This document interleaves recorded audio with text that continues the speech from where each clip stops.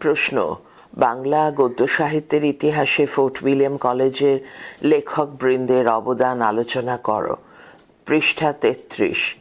উত্তর, নবাগত ইংরেজ সিভিলিয়ানদের দেশীয় ভাষা শিক্ষাদানের উদ্দেশ্যে 1800 খ্রিস্টাব্দের 4 মে লর্ড ওয়েলেসলি লালবাজারের কাছে ফোর্ট উইলিয়াম কলেজ প্রতিষ্ঠা করেন। রামমোহন পূর্ব ভূমিকায় এই কলেজের লেখক গোষ্ঠীর হাতেই বাংলা গদ্যের এক সাধু ও সংহত রূপ নির্মিত হয়েছিল। এই কলেজের মধ্যে যারা বাংলা গদ্যের আদিরূপ নির্মাণ ও শৈশবোচিত দোষ ত্রুটি অপসারণে গুরুত্বপূর্ণ ভূমিকা নিয়েছিলেন তাঁরা হলেন উইলিয়াম কেরি 1761 থেকে 1834, রামরাম বসু 1757 থেকে 1813 এবং মৃত্যুঞ্জয় বিদ্যালঙ্কার 1762 থেকে 1819। উইলিয়াম কেরি বাংলা, মারাঠি এবং সংস্কৃত বিভাগের অধ্যক্ষ রূপে কেরি যোগদান করেন এই কলেজে। বাংলা গদ্য গ্রন্থ রচনায় তিনি স্মরণীয় কথোপকথন 1801 এবং ইতিহাসমালা 1812 এই দুটি গ্রন্থের জন্য। ফোর্ট উইলিয়াম কলেজে যোগ দেবার প্রথম বছরেই Carey dialogues intended to facilitate the acquiring of the Bengali language এই অবলম্বনে লেখেন কথোপকথন। এই 31টি অধ্যায়ে রচিত। এটি 31টি অধ্যায়ে রচিত। প্রতিটি আখ্যান স্বল্পায়তন, প্রচ্ছন্ন নাটকীয়তা সংলাপ ভিত্তিক রচনা। বইয়ে সর্বত্র ছড়িয়ে আছে কেরির সমাজমুখী দৃষ্টিভঙ্গি, তাই বিষয়ের নামকরণ হয়েছে চাকর ভাড়াকরণ, সাহেবের হুকুম ইত্যাদি। এখানে চলিত সাধু ভাষার মিশ্রণ, প্রবাদ প্রবচন ব্যবহৃত হয়েছে। কথ্য বাকৃতি ও মেয়েলি ঢঙের সংলাপ উপস্থাপিত হয়ে গদ্যের যেমন বাস্তবতা ফুটিয়ে তুলেছে, তেমনি যুক্তি ও চিন্তার বাহকও হয়ে উঠেছে। সংস্কৃত গন্ধি ভাষা, অন্যয় রীতি সমন্বিত গদ্য নিয়ে কেরি লিখলেন ইতিহাসমালা। এই গ্রন্থে তাঁর কল্পনা শক্তি ও বাকৃতি হয়েছে যথেষ্ট বিষয়ানুগ। তার একটি নমুনা হল উদ্ধৃতি, ব্যাধ কহিলে ড্যাশ, আমার ঘরে চর্ম নাই কমা, আমার সঙ্গে বনে চলো কমা, আমি ভালুক মারিয়া চর্ম দিব দাঁড়ি, উদ্ধৃতি শেষ। 34 সংখ্যক আখ্যান। বাংলা গদ্যের জন্মকালে তাঁর ক্লান্তিহীন কর্মোদ্যম, যথোচিত নেতৃত্বের ইতিহাস কালের মহামূল্যে স্মরণীয় হয়ে থাকবে। রামরাম বসু। ফোর্ট উইলিয়াম কলেজের পণ্ডিতদের মধ্যে কেরির মুন্সি ছিলেন রামরাম বসু। তিনি হরকরা, জ্ঞানোদয়, খ্রিস্ট সঙ্গীত প্রভৃতি গ্রন্থ রচনা করলেও তার প্রধান কীর্তি রাজা প্রতাপাদিত্য চরিত্র 1801 এবং লিপিমালা 1802 গ্রন্থদ্বয়। রাজা প্রতাপাদিত্য চরিত্র বাঙালির রচিত প্রথম মুদ্রিত গ্রন্থ। পৃষ্ঠা 34। বাংলাদেশের একটি যুগের ইতিহাস এখানে রচিত হয়েছে। অকারণে আরবি ফার্সি শব্দের আমদানি গ্রন্থের গতিকে অনেকাংশে শ্লথ করে দিয়েছে, ভাষা হয়েছে জড়তাগ্রস্ত। যেমন উদ্ধৃতি, রাজা প্রতাপাদিত্য মনে বিচার করেন, আমি একচ্ছত্রী রাজা হইব এদেশের মধ্যে, কিন্তু খুড়া মহাশয় থাকিতে তা হইতে পারে না, দাঁড়ি উদ্ধৃতি শেষ। গ্রন্থটি কিন্তু একাধারে বাংলা সাহিত্যের প্রথম জীবনী সাহিত্য। লিপিমালা গ্রন্থটি কতগুলি পত্রের সংকলন। গ্রন্থটি দুটি ভাগে বিভক্ত। প্রথম ভাগে আছে রাজকীয় পত্র ও দ্বিতীয় ভাগে আছে সামাজিক পত্র। এর ভাষা অনেক সংহত। যেমন উদ্ধৃতি, সতী কহিলেন, তাহাকে কুৎসাবাক্য তোমা ব্যতিরেক কেহ কহে না, তুমি এই অনুচিত ক্রিয়া কেন করো, দাঁড়ি উদ্ধৃতি শেষ। তৎসম তদ্ভব শব্দের প্রয়োগ নৈপুণ্য, মসৃণ অন্যয় রীতি তার কৃতিত্ব। মৃত্যুঞ্জয় বিদ্যালঙ্কার। ফোর্ট উইলিয়াম কলেজের লেখক গোষ্ঠীর মধ্যে সর্বশ্রেষ্ঠ মৃত্যুঞ্জয় বিদ্যালঙ্কার। শ্রীকুমার বন্দ্যোপাধ্যায়ের মতে উদ্ধৃতি, মৃত্যুঞ্জয় ছিলেন বাংলা গদ্যের প্রসূতি গৃহে ধাত্রীমাত্র। দাঁড়িয়ে উদ্ধৃতি শেষ। তার চারটি উল্লেখযোগ্য গ্রন্থ হল: ১. ৩২ সিংহাসন ১৮০২, ২. হিতোপদেশ ১৮০৮, ৩. রাজাবলি ১৮০৮, ৪. প্রবোধ চন্দ্রিকা রচনা ১৮১৩, প্রকাশ ১৮৩৩। সংস্কৃত সিংহাসন দাত্রিংশিকা অবলম্বনে রচিত ৩২ সিংহাসন আদর্শ রাজা বিক্রমাদিত্যের চরিত কথা সম্বলিত আখ্যায়িকা ধর্মী রচনা। এই গ্রন্থে গদ্যরীতির স্বচ্ছতা, নিপুণ শব্দচয়ন, স্বতঃস্ফূর্ত রসাবেদন ও বিচিত্রচারী ভাষা থাকলেও দীর্ঘ বাক্য গঠন, সংস্কৃত বাহুল্য ইত্যাদির জন্য রসভঙ্গ ঘটেছে মাঝে মাঝে। তথাপি ইতিহাস, জনশ্রুতি, সমাজচিত্র ও গল্প রসাবেদন পরিবেশনে তার নৈপুণ্য অনস্বীকার্য। বিদ্যাসাগরী বাংলার আভাস রেখা এই গ্রন্থে ছিল। বিচিত্র ও চিত্তাকর্ষক কাহিনী ও রঙ্গকৌতুকে পূর্ণ হিতোপদেশ ছিল নীতি উপদেশযুক্ত জনপ্রিয় আখ্যান। সংস্কৃত গন্ধি জটিল গুরুভার ভাষা দেখা গেছে এই গ্রন্থে। হিন্দু যুগ, মুসলমান শাসক ও ইংরেজ আমলের ইতিহাস অবলম্বনে রচিত রাজাবলি। এটি বাঙালির লেখা প্রথম ইতিহাস। এর ভাষা ও বর্ণনাভঙ্গি সহজ ও হৃদয়গ্রাহী এবং জটিলতা বর্জিত হলেও গুরুভার সমন্বিত। মৃত্যুঞ্জয়ের শ্রেষ্ঠ ফসল প্রবোধ চন্দ্রিকা। কথ্য গদ্যরীতি, সাধু গদ্যরীতি এবং সংস্কৃতানুসারী গদ্যরীতি, তৎসম প্রধান পরিচ্ছন্ন ভাষা, প্রবাদ প্রবচন সমন্বিত এই গ্রন্থ। এই গ্রন্থের প্রায় ৬২টি গল্পের বাস্তবতা ও পরিহাস রসিকতা বেশ উল্লেখযোগ্য। যেমন উদ্ধৃতি: দণ্ডকারণ্যে প্রাচীন নদী তীরে বহুকাল অবধি এক তপস্বী তপস্যা করেন। বিবিধ কৃচ্ছ সাধ্য তপঃ করিয়াও তপঃ সিদ্ধিভোগী হন না। দাঁড়িয়ে উদ্ধৃতি শেষ। পৃষ্ঠা ৩৫। মার্শম্যান প্রবোধচন্দ্রিকার ভূমিকায় মৃত্যুঞ্জয়কে ইংরেজ গদ্যশিল্পী ডক্টর জনসনের সঙ্গে তুলনা করেছেন। গৌণ লেখকবৃন্দ।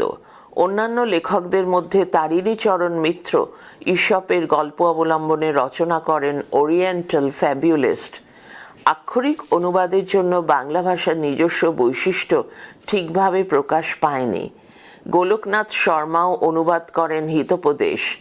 বাংলা ভাষার গঠন পদ্ধতি ও মৌল প্রকৃতি এখানে অস্বচ্ছ। চণ্ডীচরণ মুন্সী ফরাসি তুতি নামার বাংলা অনুবাদ করেন তোতা ইতিহাস নামে। রাজীব লোচন মুখোপাধ্যায় রচিত মহারাজা কৃষ্ণচন্দ্র রায়স্য চরিত্রম এর বাক্য গঠন রীতি সরল ও সূক্ষ্মতর, তবে ঐতিহাসিক বাস্তবতা অপেক্ষা লোক প্রসিদ্ধি ও কল্পনা প্রবণতা প্রাধান্য পেয়েছে। হরপ্রসাদ রায় অনুবাদ করেন বিদ্যাপতির পুরুষ পরীক্ষা। কাশীনাথ তর্ক পঞ্চানন, পদার্থ তত্ত্ব কৌমুদী এবং আত্মতত্ত্ব কৌমুদী রচনা করেছেন। ফোর্ট উইলিয়াম কলেজের রত্নগৃহ থেকে আরো বহু গ্রন্থ প্রকাশিত হয়েছিল, কিন্তু সেগুলির নিদর্শন রক্ষিত হয়নি।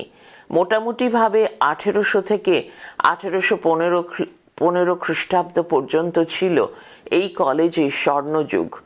১৮৫৪ খ্রিস্টাব্দে ২৪শে জানুয়ারি এই কলেজের পরিসমাপ্তি ঘটে। একথা অনস্বীকার্য, এই কলেজের লেখকগণ ছাত্র পাঠ্য পুস্তক রচনার মধ্য দিয়ে বাংলা গদ্যের একটা প্রাথমিক রূপ সৃষ্টি করতে পেরেছিলেন। ভুল হয়তো ছিল, কিন্তু প্রথম প্রয়াসে ভুল থাকাই স্বাভাবিক।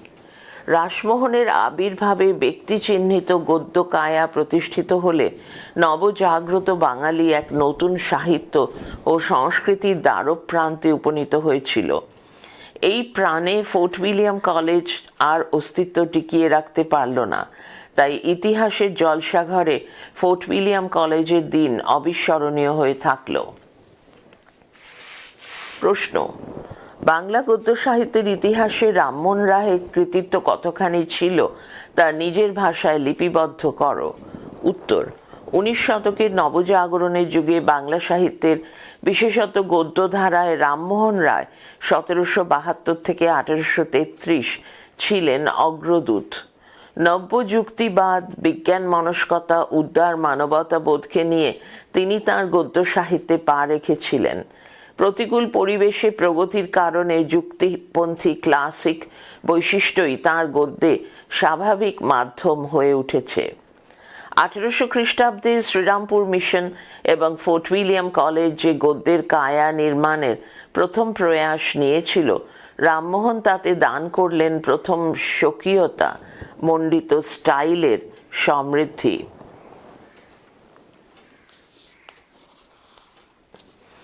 মাত্র 16 বছর বয়সে রামমোহন পৌত্তলিকতা বিরোধী গ্রন্থ রচনা করলেও মোটামুটি 1815 থেকে 1830 খ্রিস্টাব্দের মধ্যে প্রায় 30খানা বাংলা গদ্য গ্রন্থ লিখেছেন। পৃষ্ঠা 36। প্রাচীন সংস্কৃত গ্রন্থের অনুবাদে তাঁর আত্মপ্রকাশ। তাঁর রচিত গদ্য গ্রন্থগুলিকে দুই ভাগে ভাগ করা যায়, সেটি নিম্নরূপ। একটি টেবিল দেয়া হয়েছে, তাতে 3টি কলাম আছে। বাঁদিকে ধর্ম ও তত্ত্বমূলক আলোচনা, মাঝখানে সামাজিক আচার ও প্রথা বিষয়ক, ডান দিকে সাময়িক পত্র। আমি পাশাপাশিভাবে পড়ব। 1. বেদান্ত সংগ্রহ। 1. বেদান্ত গ্রন্থ 1815। 1. সহমরণ বিষয়ক প্রবর্তক ও নিবর্তকের সংবাদ 1818 থেকে 1819। সংবাদ কৌমুদী 1821। 2. বেদান্ত সার 1815। 2. সুব্রাহ্মণ্য শাস্ত্রীর সহিত বিচার 1820। ব্রাহ্মণ সেবধি 1821। 3. ভট্টাচার্যের সহিত বিচার 1817। 3. পথ্য প্রদান 1823। 4. গোস্বামীর সহিত বিচার 1818। 4. কায়স্থের সহিত মদ্যপান বিষয়ক বিচার 1826। 5. উপনিষদের বাংলা গদ্যানুবাদ 1816। 5. ব্রহ্মনিষ্ঠ গৃহস্থের লক্ষণ 1826। 6. চারি প্রশ্নের উত্তর।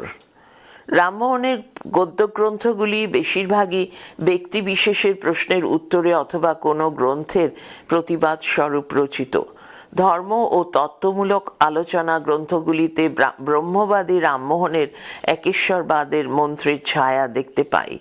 ব্রহ্মতত্ত্বের প্রথম প্রতিফলন ঘটল বেদান্ত গ্রন্থতে। ভাষা হল আধুনিক চিন্তামূলক, যেমন উদ্ধৃতি। তৃতীয় বাক্য এই যে ব্রহ্ম উপাসনা করিলে মনুষ্যের লৌকিক ভদ্রাভদ্র স্থান এবং দুর্গন্ধি সুগন্ধি আর অগ্নি ও জলের পৃথক জ্ঞান থাকে না। উদ্ধৃতি শেষ বেদান্ত গ্রন্থ। বেদান্ত সারে আছে বৃহদারণ্যক, তৈত্তিরীয় প্রভৃতি উপনিষদের প্রতিপাদ্য বিষয়। এই গ্রন্থে আছে উত্তম পুরুষের ঢঙে বর্ণনা, যা পরবর্তীকালে বঙ্কিমচন্দ্র তাঁর কৃষ্ণ চরিত্রতে ব্যবহার করেছেন। ভট্টাচার্যের সহিত বিচার এবং কবিতাকারের সহিত বিচার প্রভৃতি রচনায় তিনি অপরপক্ষকে কটূক্তি প্রয়োগ করেননি, বরং শাস্ত্রীয় যুক্তিকে তিনি অস্ত্ররূপে গ্রহণ করে এদের বিরুদ্ধে প্রয়োগ করেছেন। ভারতীয় ঐতিহ্যের সঙ্গে তাঁর প্রবন্ধ পুস্তকের মাধ্যমে এভাবেই যোগাযোগ হয়েছে। পৃষ্ঠা 37। ধর্মতত্ত্বের বাইরে সমাজের অন্ধকারের মধ্যেই তিনি খুঁজতে চেয়েছিলেন আলোর নিশানা। নারীকে দেখতে চেয়েছিলেন স্বাধীন সত্তার অধিকারিণী হিসাবে। নারীর হাতে তুলে দিতে চেয়েছিলেন মুক্তিসূর্যের পতাকা। তারই প্রতিফলন পড়ল সহমরণ বিষয়ক প্রবর্তক ও নিবর্তকের সংবাদ গ্রন্থে। প্রবর্তক সতীদাহ প্রথা বজায় রাখার পক্ষপাতী এবং নিবর্তক তার বিরোধী। তিনি লিখলেন, প্রথমত স্বামীর সহিত সর্বভোগ কামনা ব্যতিরেক স্ত্রীলোকের আত্মহত্যার প্রবৃত্তি কদাপি হইতে পারে না, সুতরাং প্রবৃত্তির অভাবে শরীর দাহ ক্রিয়ার সম্ভাবনা নাই। উদ্ধৃতি শেষ। সমাজ বিষয়ক অন্যান্য গদ্যগ্রন্থের বিষয়বস্তু অত্যন্ত সংক্ষিপ্ত, যেমন পাদ্রী ও শিষ্য সংবাদে খ্রিস্টীয় একত্ববাদ ও দ্বন্দ্ববহুল অন্যান্য মতের সরস পরিচয় তিনি দিয়েছেন। ব্রহ্মসঙ্গীত গ্রন্থে তাঁর আবেগপ্রবণ মনের পরিচয় পাওয়া যায়। হ্যালহেডের ব্যাকরণ ও উইলিয়াম কেরির ব্যাকরণ বই হইতে অনুপ্রেরণা পেয়ে রচনা করলেন গৌড়ীয় ব্যাকরণ। 4টি অধ্যায় রচিত এই গ্রন্থে উচ্চারণ শুদ্ধি, লিপি শুদ্ধি, লিঙ্গ বচন, বিশেষণের প্রকারভেদ প্রভৃতি নিয়মনিষ্ঠ আলোচনা করা হয়েছে। সুকুমার সেনের মতে উদ্ধৃতি, তিনিই আমাদের দেশের প্রথম লিঙ্গুইস্ট। উদ্ধৃতি শেষ। রামমোহন রায়ের গদ্যের আঙ্গিকগত বৈশিষ্ট্যগুলি নিম্নরূপ। ক, তাঁর রচনা রীতিতে কর্তা কর্মের পরে ক্রিয়াপদের স্থান। উদাহরণ, ইহাতে চিত্ত নিকেশ করা উচিত হয়, বেদান্ত গ্রন্থ। খ, তিনি প্রথমে ক্রিয়াপদে ভবিষ্যৎ এবং অতীতকালের রূপের ক্ষেত্রে ক এর অতিরিক্ত সংযুক্তির দৃষ্টান্ত দেখান। একে প্লিওনাস্টিক অ্যাফিক্স বলে। উদাহরণ, করিবেক, করিলেক, হইবেক ইত্যাদি। গ, তিনি বিভক্তি প্রয়োগে যুগের প্রবণতাকে মেনে নিয়েছিলেন, তাই সপ্তমী বিভক্তির ব্যবহারে তিনি এর পরিবর্তে এতে বিভক্তি ও ষষ্ঠী বিভক্তির সঙ্গে বহুবচনের দিগ দের বিভক্তি যুক্ত করেছেন। উদাহরণ, আকাশেতে, স্থানে, আমারদের, যাহাদের ইত্যাদি। ঘ, সন্ধি ও সমাসের ক্ষেত্রে তিনি কখনোই শব্দের মাত্রাতিরিক্ত দৈর্ঘ্য সৃষ্টি করে ভাষার সাবলীলতা নষ্ট করেননি। উদাহরণ, রাগাপন্ন, এতদ্দেশে, কারণান্তর ইত্যাদি। রামমোহন বাংলা গদ্যকে বেশিরভাগ স্থানে গ্রানাইট স্তরের উপর স্থাপন করেছিলেন, কিন্তু সেই পাষাণ বিদীর্ণ করে জলকল্লোল সৃষ্টি করতে পারেননি। ঈশ্বরগুপ্ত তাঁর গদ্যের বিশিষ্টতার কথা বলতে গিয়ে লিখেছেন, উদ্ধৃতি, দেওয়ানজি জলের ন্যায় সহজ রায় লিখতেন ... কিন্তু সে লেখার শব্দের বিশেষ পারিপাট্য ও তাদৃশ্য মিষ্টতা ছিল না। দাঁড়িয়ে উদ্ধৃতি শেষ। তার গদ্য ভাষাকে প্রমথ চৌধুরী জলবৎ তরল বলেছেন। এটা স্বীকার্য যে তাঁর সমকালে মৃত্যুঞ্জয় বিদ্যালঙ্কারের রাজাবলি 1808 পৃষ্ঠা 38, গৌরমোহন বিদ্যালঙ্কারের স্ত্রী শিক্ষা বিষয়ক 1823 ইত্যাদি গ্রন্থে ভাষার যে সাবলীলতা লক্ষ্য করা যায়, রামমোহনের তা দেখা যায় না। তার গদ্যরীতি যে ঋজু পথ অবলম্বন করেছিল, তার ফলে মানুষের যুক্তি ও বিবেচনা শক্তিকে উদ্দীপিত করে তুলতে সক্ষম হলেও তার বক্তব্য বিবৃতি ও বিতর্কের নিরাভরণ পথ অতিক্রম করে বাণী মন্দিরের রসতীর্থে স্থায়ী আসন লাভ করতে পারেনি। এটাই বাংলা সাহিত্যের দুর্ভাগ্য। তাই গদ্য সাহিত্যের আদি পুরোহিত হলেও যথার্থ শিল্পী হয়ে উঠতে পারেনি। প্রশ্ন, বাংলা গদ্য সাহিত্যের ধারায় ঈশ্বরচন্দ্র বিদ্যাসাগর এক অনন্য প্রতিভাশালী ব্যক্তিত্ব। মন্তব্যের সাপেক্ষে যুক্তি প্রদর্শন করো। উত্তর, রবীন্দ্রনাথ ঠাকুরের কথায় বাংলা গদ্যের প্রথম যথার্থ শিল্পী ঈশ্বরচন্দ্র বিদ্যাসাগর 1820 থেকে 1891। বাংলা সাহিত্যের গদ্য তার সমস্ত জড়তার সূর্যাস্ত থেকে নতুন সূর্যোদয় দেখেছিল বিদ্যাসাগরের হাত ধরে। ফোর্ট উইলিয়াম কলেজের মৃত্যুঞ্জয় বিদ্যালঙ্কারের বাংলা গদ্য যেখানে শেষ হয়েছে, বিদ্যাসাগরের গদ্য সেখান থেকেই শুরু হয়েছে। মৃত্যুঞ্জয় যখন গদ্য রচনা করেন, তখন বাংলা ভাষার ব্যাকরণ অভিধানও সুষ্ঠুভাবে রচিত হয়নি। তবুও তিনি অপ্রচলিত ও পঙ্গু শব্দকে স্থান দিয়ে রস সৃষ্টিতে প্রয়াসী হয়েছিলেন। এরপর প্রাবন্ধিকরা বিবিধ বিষয়ে বাংলা ভাষাকে পরীক্ষা করেছিলেন। এর ফলে এক নমনীয়তা পেয়েছিল বাংলা গদ্য সাহিত্য। বিদ্যাসাগর এই নমনীয় উপাদান নিয়ে সত্যকারের শিল্প সৃষ্টি করলেন। তাই বাংলা গদ্য সাহিত্যে তিনিই প্রথম কৃতি শিল্পী। বিদ্যাসাগর সংস্কারাচ্ছন্ন ব্রাহ্মণ পণ্ডিত ছিলেন না, তাই সংস্কৃত সাহিত্যে অশেষ জ্ঞান থাকলেও ইংরাজি গদ্যের প্রাঞ্জলতা, প্রসাদ গুণ, পরিমাণ বোধ ও স্বাভাবিকতা সাহিত্যরসিক বিদ্যাসাগরকে মুগ্ধ করেছিল।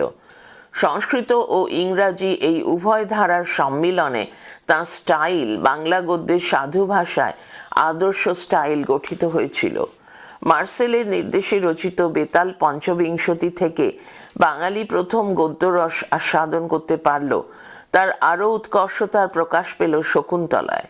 সাধু ভাষার ক্রিয়াপদ সত্ত্বেও শকুন্তলায় কথোপকথনের ভাষা বাংলা চলিত গদ্যের গা ঘেঁষে গেছে। যেমন উদ্ধৃতি, বাছা শুনিলাম, আজ তোমার বড় অসুখ হয়েছিল, সেমিকোলন, এখন কেমন আছো, কিছু উপশম হয়েছে, জিজ্ঞাসা চিহ্ন, উদ্ধৃতি শেষ। ভ্রান্তিবিলাসের ক্ষেত্রে বিদ্যাসাগর ইউরোপীয় কাহিনী ও পাত্রপাত্রীকে দেশীয় পরিবেশে প্রাণবন্ত করে তুলেছেন। নানা জটিল পরিস্থিতির উদ্ভাবন করে পাত্রপাত্রী চিত্তলোকের বিশ্লেষণ করে, পৃষ্ঠা 39। বিদ্যাসাগর আগত প্রায় উপন্যাস সাহিত্যের পূর্ব সম্ভাবনাকে স্ফুরিত করেছেন সীতার বনবাসে। রামগতি ন্যায়রত্ন লিখেছেন, উদ্ধৃতি, করুণ রসের উদ্দীপনে বিদ্যাসাগরের যে কি অদ্ভুত শক্তি আছে, তাহা এক সীতার বনবাসেই পর্যাপ্ত রূপে প্রদর্শিত হইয়াছে, দাঁড়িয়ে উদ্ধৃতি শেষ। রাজকৃষ্ণ বন্দ্যোপাধ্যায়ের কন্যা প্রভাবতীর মৃত্যুতে বিদ্যাসাগর শোকাপ্লুত হৃদয়ে রচনা করেন প্রভাতী সম্ভাষণ। এছাড়াও বিদ্যাসাগর চরিত নামে আত্মজীবনীর ভঙ্গিটি বেশ সরস। প্রতিপক্ষের মূঢ়তা, দুষ্ট বুদ্ধি, পাণ্ডিত্যাভিমান এখানে তীব্রভাবে আহত হয়েছে। বাংলা গদ্যে এরকম উচ্চাঙ্গের রসিকতা স্বল্পই ছিল। পাঠ্যপুস্তকের দিক দিয়ে বর্ণপরিচয় প্রসঙ্গে বিদ্যাসাগরকে স্মরণ করতেই হয়। কেবল সরল ভাষার জন্য নয়, বাংলা বর্ণমালা ও বাংলা ভাষা শিক্ষার উন্নত বিজ্ঞানসম্মত প্রণালী উদ্ভাবনের জন্য। তার কাহিনীগুলি একার্থে সমাজ পরিচয় ও মাতৃভাষায় বর্ণ শিক্ষার বাইরের প্রকৃতি ও সমাজের সম্বন্ধে প্রাথমিক শিক্ষা বর্ণ পরিচয়তে পেয়ে বোধের উদয় হলে বোধোদয় কথামালা পাঠে শিশুদের সুবিধাই হতো। পাশ্চাত্য মহামানবদের জীবনী অবলম্বনে রচিত জীবনচরিত, সিরাজের সিংহাসন লাভ থেকে শুরু করে বেন্টিংকের শাসনকালের ইতিহাস নিয়ে রচিত বাংলার ইতিহাস, দেশের সামাজিক জীবনের গভীর মর্মমূলে প্রবেশ করবার ফলে দেশীয় সমাজের সঙ্গে বিদ্যাসাগরের এক অন্তরঙ্গ যোগসূত্র স্থাপন হয়েছিল। প্রত্যক্ষদৃষ্ট বাংলার সামাজিক জীবন থেকে বিদ্যাসাগর যে গভীর দৃষ্টি লাভ করেছেন, তারই শাস্ত্রসম্মত দৃষ্টিতে শক্তিশালী রূপ প্রতিভাত হয়েছে বিধবা বিবাহ চলিত হওয়া উচিত কিনা এতদ বিষয়ক প্রস্তাবে।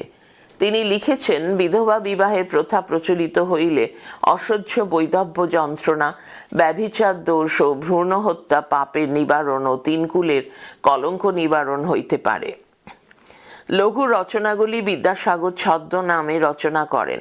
তিনি কস্যচিৎ উপযুক্ত ভাইপোষ্য ছদ্মনামে লেখেন, অতি অল্প হইল এবং আবার অতি অল্প হইল। দুটি গ্রন্থেই বহু বিবাহের পক্ষপাতী তারানাথ বাচস্পতির সমালোচনা করা হয়েছে।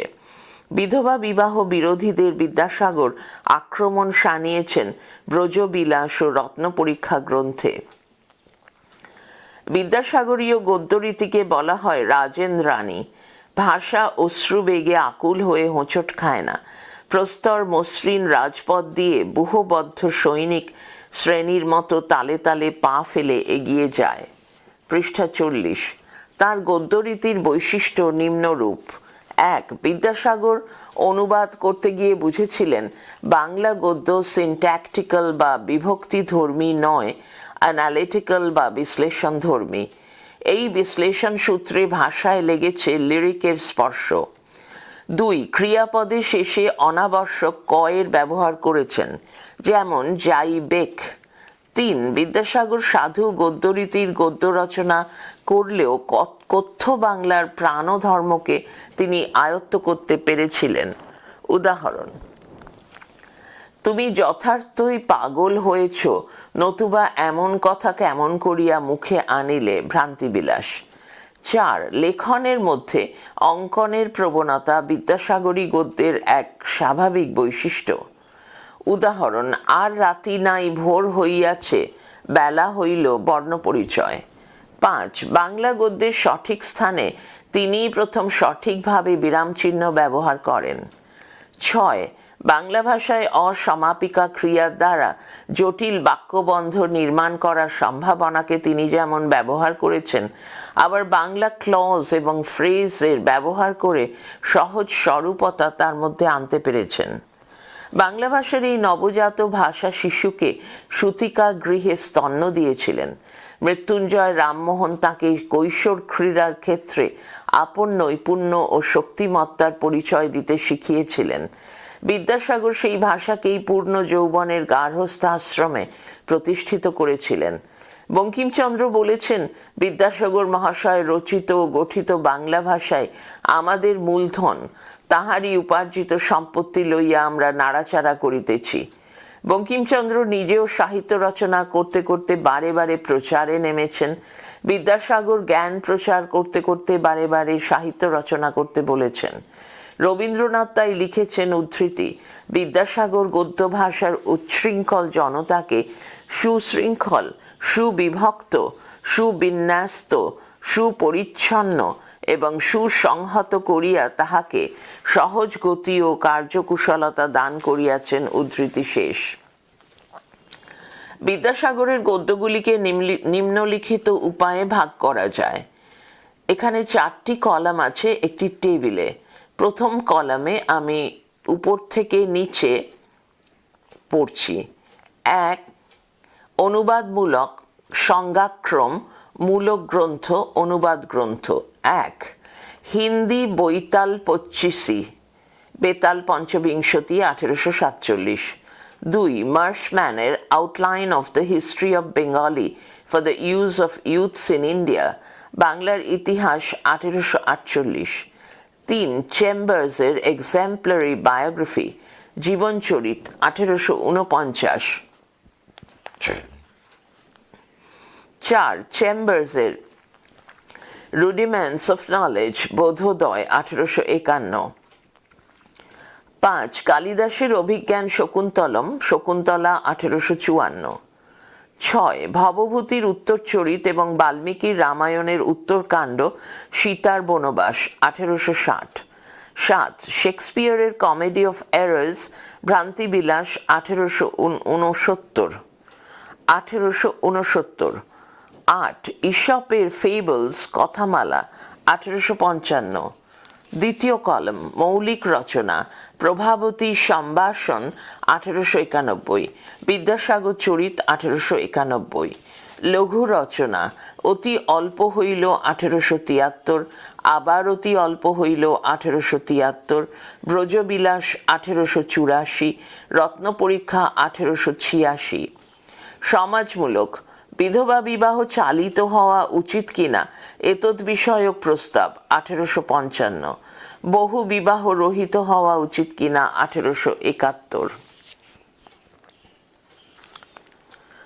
পৃষ্ঠা 42।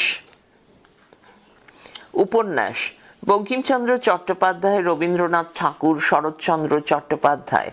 প্রশ্নমান 10।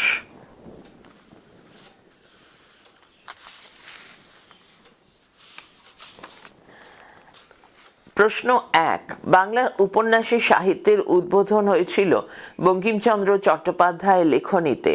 তাঁর উপন্যাসগুলি পর্যালোচনা করে বাংলা উপন্যাস সাহিত্যে তাঁর কৃতিত্ব আলোচনা করো।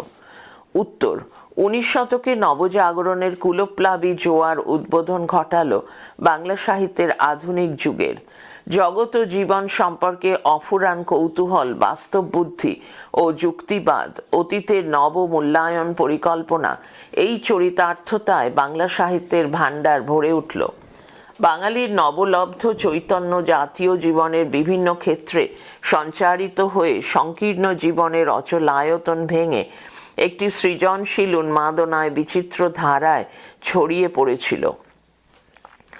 বঙ্কিমচন্দ্রের আবির্ভাব এই যুগপটভূমিতেই। বাংলা উপন্যাস জগতের প্রথম যথার্থ শিল্পী বঙ্কিমচন্দ্র।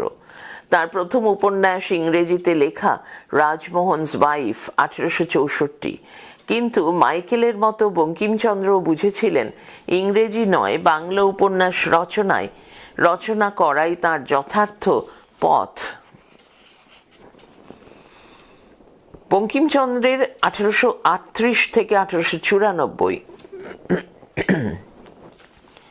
উপন্যাসগুলিকে কয়েকটি শ্রেণীতে ভাগ করা যায়। একটি টেবিল আছে, তাতে দুটি কলাম আছে। বাঁদিকে শ্রেণী বিভাগ, ডান দিকে উপন্যাসের নাম। 1. ঐতিহাসিক উপন্যাস। দুর্গেশ নন্দিনী 1865, মৃণালিনী 1869, চন্দ্রশেখর 1875, রাজসিংহ 1882। 2. সামাজিক বা গার্হস্থ্য উপন্যাস। বিষবৃক্ষ 1873, ইন্দিরা 1873, রজনী 1877, কৃষ্ণকান্তের উইল 1878।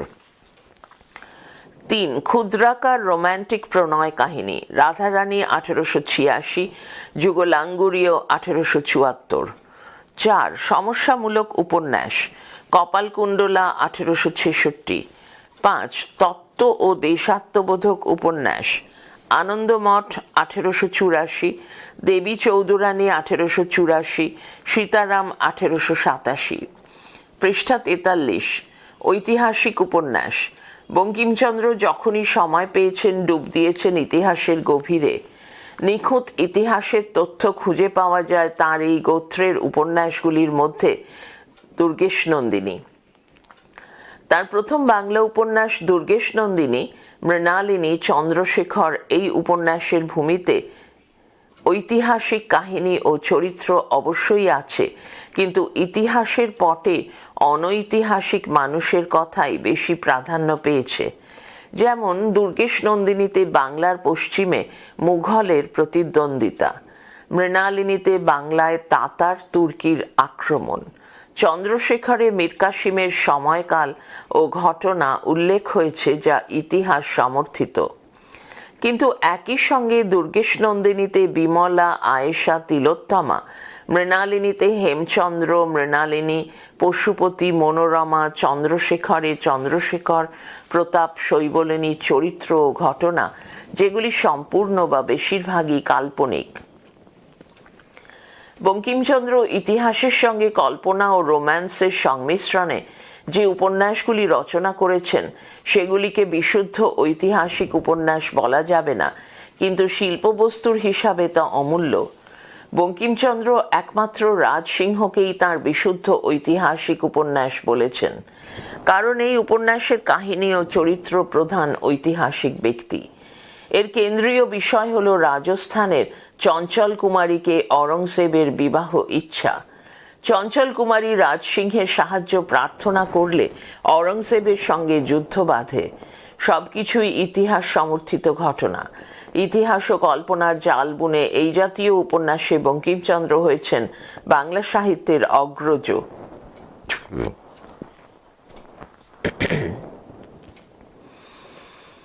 সামাজিক বা গার্হস্থ্য উপন্যাস। বিষবৃক্ষ, কৃষ্ণকান্তের উইল, রজনী প্রভৃতি উপন্যাসে ঔপন্যাসিক তৎকালীন সমাজের বাস্তব চিত্র এঁকেছেন। নৈতিকতার ক্ষেত্রে তিনি কোনো রকম দ্বন্দ্ব রাখেননি। সহজভাবেই তিনি বলেছেন, উদ্ধৃতি, বিধবা বিবাহ ভালোও নহে কমা, মন্দও নহে কমা, সকল বিবাহ হওয়া কদাচ ভালো নহে কমা ... কিন্তু যদি কোনো বিধবা হিন্দুই হউন কমা আর যে জাতীয় হউন কমা, পতির লোকান্তরের পরে পুনঃপরিণয়ে ইচ্ছামতি হয়েছে কমা, তবে তিনি অবশ্য তাতে অধিকারিণী। দাঁড়ি উদ্ধৃতি শেষ। তার সামাজিক উপন্যাসগুলির মধ্যে বিষবৃক্ষতে কুন্দনন্দিনীর প্রেমে আকৃষ্ট হয়ে ভূস্বামী নগেন্দ্রনাথ স্ত্রী সূর্যমুখীর প্রতি উদাসীন হলেন।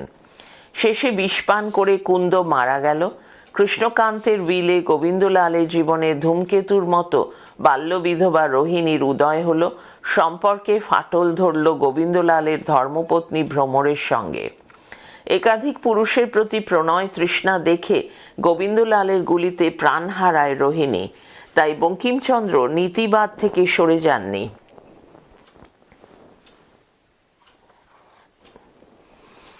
তবে শিল্পী বঙ্কিম ও নীতিবাদী বঙ্কিমের মধ্যে মাঝে মাঝে দ্বন্দ্ব দেখা গেছে। তাই রজনী উপন্যাসে অমরনাথ ও লবঙ্গলতার হৃদয় প্রবৃত্তি স্রোতে ভেসে গেছে। পৃষ্ঠা 44। রোম্যান্টিক প্রণয় কাহিনী। যুগলাঙ্গুরীয় হিন্দু আমলে স্থাপিত একটি রোম্যান্টিক প্রেমের বড় গল্প। কাহিনী ও চরিত্রগত দিক থেকে এর মধ্যে উপন্যাসের চিহ্ন প্রায় নেই। রাধারানী ও প্রণয় কাহিনী দুটি উপন্যাসের প্রণয়ের পরিণতি মিলনে। হিরণময়ী ও রাধারানী উভয়ই প্রেমিকা, তবে রাধারানীর নায়িকা পাশ্চাত্য শিক্ষার আলোয় আলোকপ্রাপ্ত স্বাধীন চেতা নারী। সমস্যামূলক উপন্যাস। কপালকুণ্ডলার সমস্যা সম্পূর্ণরূপে কাল্পনিক ও অবাস্তব সমস্যা। বঙ্কিমচন্দ্র কপালকুণ্ডলার চারিদিকে এমন একটি প্রতিবেশ সৃষ্টি করেছেন যে অবস্থার বশীভূত হয়ে কপালকুণ্ডলাকে বিবাহ করতে হয়েছে, কিন্তু সংসার সেই মানাতে পারেনি। তাই তার জগৎ আমাদের চেনা জগৎ থেকে বহু দূরের কোনো স্বপ্নলোকের জীব সে। তাই এই উপন্যাসের সমস্যার কাঁটা তারও বৃদ্ধি পেয়েছে। দেশাত্মবোধক উপন্যাস। আনন্দমঠ বঙ্কিমচন্দ্রের দেশাত্মবোধক উপন্যাস। এর অগ্নিগর্ভ দেশপ্রেম ও রক্তাক্ত আত্মোৎসর্গ সন্ত্রাসবাদের যুগে বিপ্লবীদের মনে উদ্দীপনা জুগিয়েছিল এবং বন্দে মাতরম তো পরবর্তীকালে সমর সঙ্গীতে পরিণত হয়েছিল। দেবী চৌধুরানী তত্ত্বমূলক উপন্যাস। গীতার নিষ্কাম কর্ম এর তত্ত্বটি তিনি উপন্যাসের আধারে ধরেছেন। মনুষ্য জীবনে নারী জীবনের সার্থকতা কোথায় সেটাই ঘাত প্রতিঘাতের মাধ্যমে এই উপন্যাসে ফুটে উঠেছে। সীতারামে আছে বাঙালিকে আত্মরক্ষার আত্মপ্রসারের মন্ত্রদান। বঙ্কিমচন্দ্রের উপন্যাসের কয়েকটি লক্ষণীয় বৈশিষ্ট্য নিম্নরূপ। 1. বঙ্কিম প্রাচ্য ও পাশ্চাত্যের সার্থক মিলন ঘটিয়েছেন তার উপন্যাসে। 2. উপন্যাসে প্রেম বাসনা আদর্শের দ্বারা সংযমিত ও জ্যোতিষের প্রভাব বিদ্যমান। 3. চিঠি ও স্বপ্ন মাধ্যমে মনের গোপন স্তরের বাসনা তিনি উদ্ঘাটন করেন। 4. আত্মপ্রতিষ্ঠার যুগে তার উপন্যাসে নারীদের মধ্যে প্রতিযোগিতামূলক প্রেমিকা স্বভাব দেখা যায়। 5. বঙ্কিমের উপন্যাসে দার্শনিক তত্ত্ব ইউটিলিটারিয়ানিজম প্রতিফলিত। বাংলা উপন্যাস সাহিত্যের জলসাঘরে বঙ্কিমচন্দ্রই প্রথম সাতসাগরের পারের রাজপুত্রকে আমন্ত্রণ করলেন। ঘটনার নাটকীয় সংস্থানে চরিত্রের অন্তর্দ্বন্দ্বের বিচার বিশ্লেষণে জীবনে আশীর্বাদ ও নীতি জ্ঞাপনের অপরিহার্যতার শিল্পগত সংযোগ স্থাপনে তিনি আজও অপ্রতিদ্বন্দ্বী। বাংলা সাহিত্যে বঙ্কিম পরবর্তী আরও অনেক প্রতিভাবান ঔপন্যাসিকের আবির্ভাব ঘটেছে, কিন্তু তিনি আজ খ্যাতির শীর্ষ চূড়ায় আসীন। শ্রীকুমার বন্দ্যোপাধ্যায়ের কথায় উদ্ধৃতি, যে পথ দিয়া উহার অশ্বারোহী পুরুষটি অশ্ব চালনা করিয়াছিলেন তাহা প্রকৃতপক্ষে রোম্যান্সের রাজপথ, এবং বঙ্গ উপন্যাসে প্রথম বঙ্কিমচন্দ্রই এই রাজপথে রেখাপাত করিয়াছিলেন। নারী উদ্ধৃতি শেষ। পৃষ্ঠা 45। প্রশ্ন 2. উপন্যাস শিল্পী রবীন্দ্রনাথ ঠাকুরের কৃতিত্ব আলোচনা করো। উত্তর: বাংলা উপন্যাসের বিবর্তনের ধারায় রবীন্দ্রনাথের 1861 থেকে 1941 ভূমিকা বিশেষ তাৎপর্যপূর্ণ। বঙ্কিমচন্দ্রের ভাবশিষ্য রবীন্দ্রনাথ উপন্যাস রচনা করে দেখিয়েছিলেন যে তিনি কেবল কবি নন এবং শুধু ভাবরাজ্যেই বিচরণ করেন না, বাস্তব জীবনের কঠিন ভূমির অন্তর্স্পন্দনও তিনি অনুভব করেন। তার উপন্যাসে কান পাতলে শোনা যায় মানুষের হৃৎস্পন্দনের সূক্ষ্মাতি সূক্ষ্ম ভাবগুলি। তাই বাংলা উপন্যাসে বঙ্কিমচন্দ্রের উপন্যাস রচনার পথ ধরেই তাঁর হাঁটা। রাবীন্দ্রিক উপন্যাসগুলিকে আমরা কয়েকটি ভাগে ভাগ করে আলোচনা করব। টেবিলের বাঁ দিকে উপন্যাসের বিভাগ, ডান দিকে উপন্যাসের নাম। 1. ঐতিহাসিক উপন্যাস। বউ ঠাকুরানীর হাট 1883, রাজর্ষি 1887। 2. পারিবারিক উপন্যাস। যোগাযোগ 1929, চোখের বালি 1903, নৌকাডুবি 1906। 3. দেশাত্মবোধক উপন্যাস। গোরা 1910, ঘরে বাইরে 1916, 4 অধ্যায় 1934। 4. চেতনাশ্রয়ী উপন্যাস। চতুরঙ্গ 1916। 5. কাব্যোপন্যাস। শেষের কবিতা 1929, দুই বোন 1933, মালঞ্চ 1934। ইতিহাসভিত্তিক উপন্যাস। বঙ্কিমচন্দ্রের ইতিহাসশ্রয়ী উপন্যাসের আদর্শে বউ ঠাকুরানীর হাট ও রাজর্ষি রচিত হয়। উপন্যাস দুটি যথাক্রমে বাংলার রাজা প্রতাপাদিত্য ও ত্রিপুরার রাজা গোবিন্দ মাণিক্যকে নিয়ে রচিত। হাডসন যাকে রিয়ালিস্টিক ইমাজিনেশন এবং শেপার্ড যাকে ক্রিয়েটিভ ইমাজিনেশন বলেছেন, রবীন্দ্রনাথ গুরুত্ব দিয়েছেন সেইখানে। তাই উপন্যাস হিসেবে সার্থকতার দাবি করতে না পারলেও কবিত্বের পথে উপন্যাসের বিচরণ। পারিবারিক উপন্যাস। রবীন্দ্রনাথের কাছে উপন্যাস মানেই আদি মধ্য অন্তযুক্ত শোক উদ্বেল জীবন ভাষ্য নয়। পারিবারিক উপন্যাসগুলিতে তাই ছায়া ফেলেছে মনস্তত্ত্ব। সাহিত্যের নবপর্যায়ের পদ্ধতি হচ্ছে ঘটনা পরম্পরায় বিবরণ দেওয়া নয়, বিশ্লেষণ করে আঁতের কথা বের করে দেখানো। সেই পদ্ধতি দেখা দিল চোখের বালিতে। ঈর্ষার প্রকোপে মাতৃস্নেহ কতখানি বিকৃত হতে পারে, শিক্ষিত মার্জিত আপাত সুস্থ মনও হঠাৎ পৃষ্ঠা 46 রিপুর আঘাতে কতখানি অস্বাস্থ্যকর হয়ে উঠতে পারে এবং নারী পুরুষের দ্বন্দ্ব, এটাই চোখের বালির মূল কথা।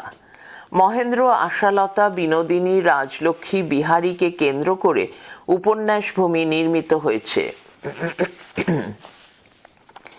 নৌকাডুবি, হেমনলিনী, রমেশ, কমলা, নলিনাক্ষ এদের মনস্তত্ত্বের কাহিনীর ওপর নির্ভরশীল। এই উপন্যাসে ভয়ানক রকমের বিপজ্জনক অবস্থা সৃষ্টি করেও অমানসিক শক্তি বলে নারী সুচিতা রক্ষা করে এবং হিন্দু বিবাহের অলৌকিক মন্ত্রশক্তির মাহাত্ম্য প্রমাণ করে সনাতনীদের সন্তোষ বিধান করেছেন।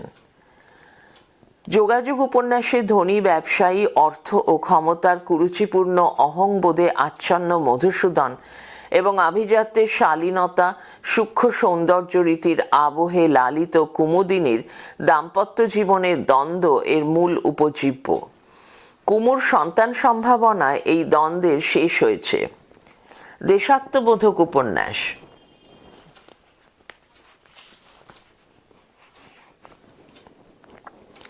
রবীন্দ্রনাথের মহাকাব্যপম উপন্যাস গোরা।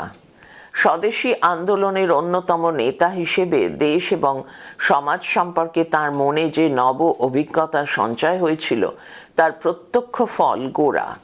হিন্দু ধর্মের আবেগতপ্ত প্রতিনিধি গোরা ব্যর্থতা প্রবঞ্চনার পর জানতে পেরেছে ব্যক্তি জীবন বিসর্জনে নয়, প্রতিষ্ঠায় সার্থক। রোম্যান্টিক স্বদেশ প্রেম ও রোম্যান্টিক ব্যক্তি প্রেম পরস্পরের পরিপূরক। তাই সে বলেছে উদ্ধৃতি, যে আমারই তাহাকে আমি লইব, নহিলে পৃথিবীতে আমি অসম্পূর্ণ ড্যাশ, আমি ব্যর্থ হইয়া যাইব, উদ্ধৃতি শেষ। তাই গোরা দেশপ্রেমের, মানবিক প্রেমের, ভারত ও জীবন ভাবনার উপন্যাস। সবুজপত্রে চলিত ভাষায় প্রকাশিত ঘরে বাইরে উপন্যাসে আত্মকথার প্রকরণে আত্মবন্দিত্বে বন্দী নিখিলেশ বিমলা সন্দীপের মনের তীব্র গভীর অন্তর্দ্বন্দ্ব দেশের রাজনৈতিক ইতিহাসের পটভূমিতে আঁকা হয়েছে। আদর্শবাদ ও বস্তুবাদ, স্বপ্ন ও বাস্তব, শ্রেয় ও প্রেমের দ্বন্দ্ব এখানে ফুটে উঠেছে। উগ্র এবং আগ্রাসী জাতীয়তাবাদ এবং সন্ত্রাসবাদের তীব্র মোহ কিভাবে নরনারীর স্থির ও স্নিগ্ধ জ্যোতি প্রেম প্রদীপকে নিভিয়ে দিতে পারে, তারই মর্মন্তুদ কাহিনী নিয়ে রচিত 4 অধ্যায়। এখানে লেখক অতীন ও এলার মাধ্যমে উগ্র স্বাদেশিকতার লোলুপ মূর্তিটি ফুটিয়ে তুলেছেন। চেতনাশ্রয়ী উপন্যাস। চতুরঙ্গ উপন্যাসে শচীশের আত্মোপলব্ধির সমস্যা, তার সঙ্গে দামিনীর মনস্তত্ত্ব ঘটিত সম্পর্কে জটিল ঘাত প্রতিঘাত, শ্রীবিলাসের ব্যক্তিত্বের স্নিগ্ধতা এক বিচিত্র কবিত্ব মণ্ডিত ভঙ্গিতে উন্মোচিত। তীক্ষ্ণ ইঙ্গিতময়তার আভাসও অপূর্ব প্রকাশ কলায় রূপায়িত হয়েছে। পৃষ্ঠা 47 কাব্যোপন্যাস। প্রবাসীতে প্রকাশিত শেষের কবিতা উপন্যাসে অমূল্য ব্যক্তিত্বের অন্তর্গূঢ় জীবন স্পন্দনকে বাস্তবের সীমায় ধরার চেষ্টা করেছেন রবীন্দ্রনাথ। গীতিময় কাব্যধর্মিতায় শোভনলাল, লাবণ্য, অমিত, কেটির মধ্য দিয়ে লেখক তারুণ্যের উগ্র ব্যক্তি স্বাতন্ত্র্য এবং সেই স্তরেই বুদ্ধিদীপ্ত তরুণ তরুণীর পারস্পরিক সম্পর্কের রহস্য সন্ধান করেছেন। দুই বোন ও মালঞ্চ উপন্যাসে লেখক দেখিয়েছেন পুরুষের উপর মাতৃজাতীয় ও প্রিয়া জাতীয় স্ত্রীলোকের প্রভাব কিরূপ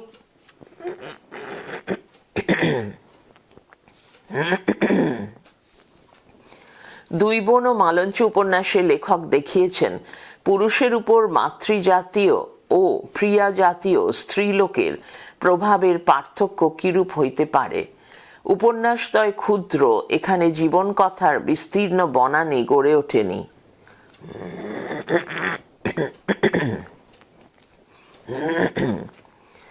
উপন্যাস কারিগর রবীন্দ্রনাথের হাতে কতকগুলি বৈশিষ্ট্য ফুটে উঠেছে। সেগুলি হলো: এক, তিনি প্রথম বাংলা উপন্যাসকে বঙ্কিমী রোম্যান্স ছেড়ে বাস্তববাদী ও মনস্তত্ত্বের পথে হাঁটান। দুই, চরিত্রের অন্তর্লোকের আত্মমগ্নতা ও প্রেমের অমরত্ব ঘোষণা তার অপর বৈশিষ্ট্য।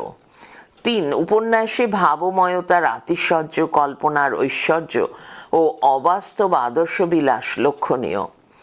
চার, উগ্র স্বাদেশিকতার বিরুদ্ধে রবীন্দ্রনাথ প্রতিবাদ করেছেন উপন্যাসের মাধ্যমে। রাবীন্দ্রিক উপন্যাসগুলিতে হেঁটে বেড়ালে দেখা যায় আমাদের জনবহুল পল্লীগ্রামের দ্বন্দ্ব মাখানো সংসার ও পরিবার, ঈর্ষাপূর্ণ জীবনযাত্রা এবং এদের মধ্যেই মুখ লুকোনো প্রখর বাস্তবতা থেকেই সৌন্দর্যপ্রিয় কবি প্রকৃতি সংকুচিত। তার হাতে জন্ম নেওয়া চরিত্রগুলি কৌলিন্যকে ত্যাগ করতে অক্ষম। আমাদের সাধারণ জীবনের সুখ বা দুঃখের ভাগিদার তারা নয়। এই সমস্যার মূলে আছে তীক্ষ্ণ বুদ্ধি ও কবি প্রতিভা। তবুও তার উপন্যাসগুলির বঙ্কিমচন্দ্র পরবর্তীকালের অনন্য সম্পদ হিসাবে সাহিত্য ভাণ্ডারে সংরক্ষিত থাকবে।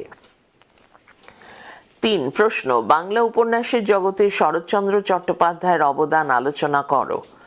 উত্তর: রবীন্দ্র পরবর্তী বাংলা সাহিত্যের উপন্যাস ভুবনে শরৎচন্দ্রের 1876 থেকে 1938 সৃষ্টির মধ্যে সাধারণ মানুষ হয়ে উঠেছে অসাধারণ। যারা শুধু দিল পেল না কিছু তাদের জন্যই শরৎচন্দ্রের লেখনী ধারণ। রবীন্দ্রনাথের দৃষ্টি থেকেই লাভ করা রূপবোধ নিয়ে শরৎচন্দ্র আবিষ্কার করলেন দুঃখ প্রপীড়িত দুর্গতদের প্রতি জীবনের পটভূমিতে মানুষের সেই সত্য, যে সত্য সবার উপরে সত্য। শরৎ সাহিত্য বাস্তব জীবন প্রধান। তিনি পৃষ্ঠা 48 বাংলার গ্রাম সমাজ ও পরিবার জীবনে যে সমস্ত বিষয়ের উপর দৃষ্টি দিয়েছেন তা শরৎ পূর্ববর্তী উপন্যাসে বিরল। তাই বঙ্কিম রবীন্দ্রনাথের পর সেই স্বর্ণকার শরৎচন্দ্র। শরৎচন্দ্রের উপন্যাসগুলিকে কয়েকটি পর্যায়ে বিভক্ত করে আলোচনা করা যায়। টেবিল, দুটো কলাম আছে, বাঁদিকে উপন্যাসের বিভাগ, ডান দিকে উপন্যাসের নাম। এক, পারিবারিক বিরোধমূলক, পণ্ডিত মশাই 1916, বৈকুণ্ঠের উইল 1915, নিষ্কৃতি 1917 ইত্যাদি। দুই, দাম্পত্য প্রেম ও বিরোধমূলক, শুভদা 1899, বরদিদি 1913, চন্দ্রনাথ 1914, বিরাজবউ 1916, দেবদাস 1917। তিন, সমাজ সমস্যামূলক, অরক্ষণীয়া 1916, পল্লী সমাজ 1916, বামুনের মেয়ে 1920। চার, পূর্বরাগ পুষ্ট মধুরান্তিক প্রেম, দেনা পাওনা 1923, পরিণীতা 1918, দত্তা 1918। পাঁচ, নিষিদ্ধ সমাজবিরোধী প্রেম, চরিত্রহীন 1917, শ্রীকান্ত 1916 থেকে 1933, গৃহদাহ 1920। ছয়, মতবাদমূলক উপন্যাস, পথের দাবি 1926, শেষ প্রশ্ন 1931, বিপ্রদাস 1935। পারিবারিক বিরোধমূলক, শরৎচন্দ্রের পারিবারিক বিরোধমূলক উপন্যাস গোত্রে বাস্তবতা অতিশয় তীক্ষ্ণ, উজ্জ্বল এবং অসন্দিগ্ধ। পণ্ডিত মশায়ের বৃন্দাবন ও কুসুমের সম্পর্কে টানাপোড়েনে পারিবারিক বিরোধ গড়ে উঠেছে। বৈকুণ্ঠের উইলে ভ্রাতৃবিরোধের পটভূমি হিসাবে গোকুলের বিচিত্র মনোভাব দেখা যায়। নিষ্কৃতির ভ্রাতৃবিরোধের চিত্রে হরিশ ও তার স্ত্রী নয়নতারা কুটিল স্বার্থপরায়ণতার বিরোধের প্রধান উৎসরূপে চিহ্নিত হলেও সিদ্ধেশ্বরীর দুর্বল চিত্ততা ও শৈলর কঠোর তেজস্বিতা সংঘর্ষকে তীব্র করে তুলতে কম সাহায্য করেনি। শরৎচন্দ্র এই জাতীয় উপন্যাসে দ্বন্দ্ব বিনোদনের দায়িত্ব তিনি নিপীড়ক ও নিপীড়িতদের সমভাবে বন্টন করেছেন। দাম্পত্য প্রেম বিরোধমূলক উপন্যাসের মধ্যে শুভদা চরিত্রের সরলীকরণ সত্ত্বেও শুভদার সমস্ত দুঃখ বরণের অটল সহিষ্ণুতা ও অভিযোগহীন পাতিব্রত্যের কারুণ্য আমাদের হৃদয়কে স্পর্শ করে। আজন্ম বৈধব্যের সংস্কার মেনে মৃত্যুপথগামী সুরেশের ব্যাকুল আহ্বানে সাড়া দিয়ে মাধবী তাদের সম্পর্ককে স্বীকৃতি দিয়েছে বরদিদি উপন্যাসে। পৃষ্ঠা 49। চন্দ্রনাথ ও সরজুর কুণ্ঠিত প্রেমে কৈলাস খুড়োর পৌরুষ ও স্নেহ বাৎসল্যের অপূর্ব চিত্রণের মাধুর্য এই উপন্যাসের ক্যানভাসে। দেবদাসের নায়িকা নিজ স্বামী ও পরিবারের প্রতি কর্তব্যের ত্রুটি না রেখে বাল্যপ্রেমকেই জীবনের সর্বশ্রেষ্ঠ ঐশ্বর্যরূপে রক্ষা করেছে। বিরাজবৌতে চিরন্তন দাম্পত্য নীতির জয় ঘোষিত। সমাজ সমস্যামূলক উপন্যাসের মধ্যে অরক্ষণীয়াতে জ্ঞানোদার অপমান যখন অসহনীয় চরম সীমায় পৌঁছয়, তখনই স্নেহশীল মা ভ্রান্ত ধর্ম সংস্কারের কাছে স্বাভাবিক সন্তান স্নেহ ভাষণ দেয়। কৌলিন্য প্রথার কুফল এবং কৌলিন্য গর্বের অসঙ্গতি দিয়েই নির্মিত বামুনের মেয়ে। পল্লী সমাজে কোনো বিশেষ সামাজিক কুপ্রথার প্রতি কটাক্ষপাত না করে হিন্দু সমাজের প্রকৃত আদর্শ ও মনোভাবের প্রতিকৃতি আঁকা হয়েছে। পূর্বরাগ পুষ্ট মধুরান্তিক প্রেম পর্যায়ে শরৎচন্দ্রীয় কলমে এই পর্যায়ের উপন্যাসগুলি চরিত্রের যেন হৃদয় কলম দিয়ে রচিত। অত্যাচারী দুশ্চরিত্র পাপ পুণ্যের বোধ বর্জিত জমিদার জীবানন্দের বিবাহিতা পরিত্যক্তা স্ত্রী অলোকা ভৈরবী ষোড়শীতে রূপান্তরিত হবার কাহিনী নিয়ে রচিত দেনা পাওনা, পরিণীতায় ললিতা শেখরকে নিজ হৃদয়ে পথিরূপে বরণ করে বিবিধ প্রতিকূলাবস্থায় প্রেমের তপস্যায় অবিচল থেকেছেন, সেটাই আকর্ষণীয়। দত্তা জটিল বিশ্লেষণে বর্জিত সহজ ও নির্মল প্রেমের আনন্দরসসিক্ত উপন্যাস।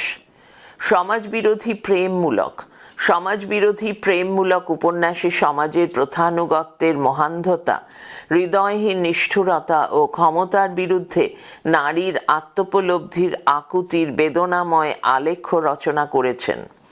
মানুষের পাপ ক্ষণিকের দুর্বলতার পদস্খলন, বাসনা কামনার বিড়ম্বনা তাঁর জীবনের সকল গ্লানি ও ক্লেদের মধ্যেও পদ্মফুলের মতো আত্মার কালিমা লিপ্ত হয় না, এটাই চরিত্রহীন শ্রীকান্ত ও গৃহদাহ উপন্যাসের মানবিক ভাস্বর রূপ রচনা করেছেন।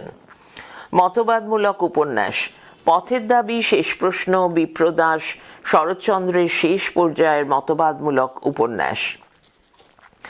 ভারতবর্ষের পরাধীনতার মর্মযন্ত্রণা ও বিপ্লববাদের মূল তত্ত্ব পথের দাবির উপজীব্য। শেষ প্রশ্নতে শিল্পী কমলের মধ্য দিয়ে এক নবজীবনবাদ প্রকাশিত ও প্রতিষ্ঠিত, কিন্তু শেষাবধি কতকগুলো যুক্তিতর্কের সংকলনে পর্যবসিত হয়েছে। বিপ্রদাস শরৎচন্দ্রের ভাবাদর্শে চিত্রিত। শরৎচন্দ্রের উপন্যাসে যে কারণের জন্য সর্বজন হৃদয়গ্রাহ্য, তা হল তাঁর উপন্যাসে চরিত্রের আনাগোনা। পৃষ্ঠা 50। শরৎচন্দ্রের উপন্যাসে চরিত্রের বৈশিষ্ট্যগুলি হল: এক শ্রেণীর মানুষ আরেক শ্রেণীর মানুষের উপর যে অত্যাচার, অবিচার ও ঘৃণা করে চলেছে, তার বিরুদ্ধে শরৎচন্দ্রের উপন্যাস সোচ্চার হয়েছে। শিল্পের জন্য শিল্প, এই মতবাদে তিনি বিশ্বাসী ছিলেন না।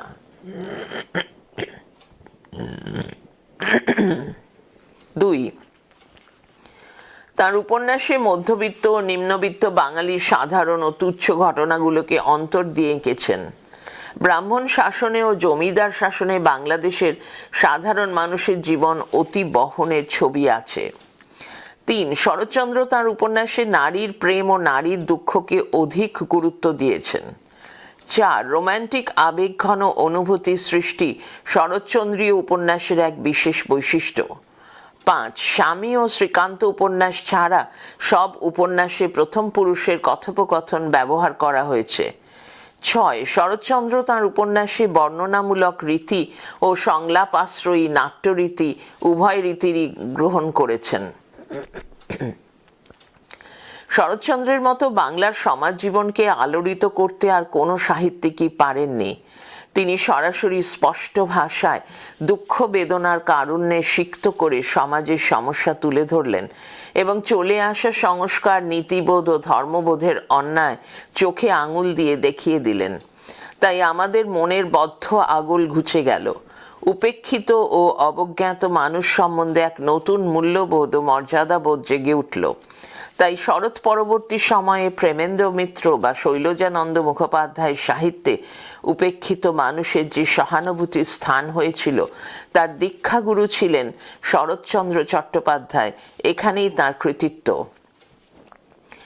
এরপর পৃষ্ঠা 51, নাটক।